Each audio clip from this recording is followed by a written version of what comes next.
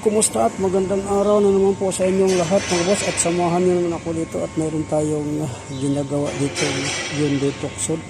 At ang ginagawa ko dito ay nagpapalit ako ng thermal management. Saan po?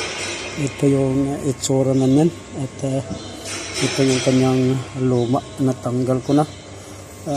Mayroon tong DTC at naglilik na rin bandang baba. Ayan po kung yung makikita yung sign ng leak, nag pink kasi pink yung coolant nito. At ayan, nandito naman yung bago nating ikakabit. So yun ang naging problema dito.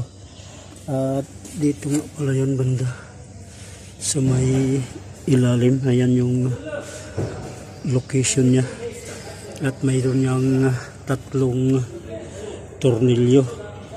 Ayan o, ito yung isa, din nandyan yung isa, tapos ito yung isa.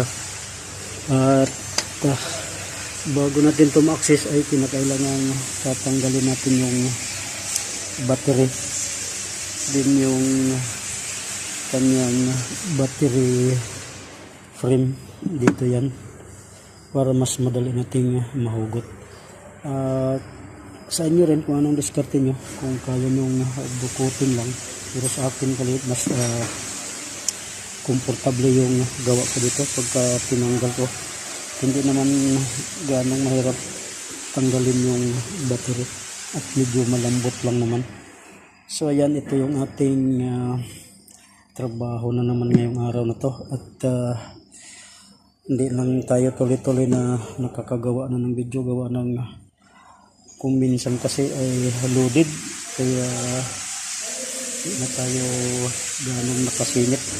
Pero ayan, dahil nga medyo maluwag na yun, ay kinuha na natin to ng video para mayroon na naman tayong maipakita sa inyo. Although hindi naman tayo talagang full na nag-upload ng mga video, pero kahit pa paano ay paminsan-minsan mag-upload na lang, gawa ng kahit pa paano ay bukod sa ating trabaho ay para naman meron din tayong kaunting kita. So ayan, tuloy-tuloy lang po mga boss yung ating suporta sa aking YouTube channel at sa ating Facebook page, at sana naman ay magkaroon na tayo ng video malalaki-laking kikitain. So God bless at mabuhay po kayong lahat.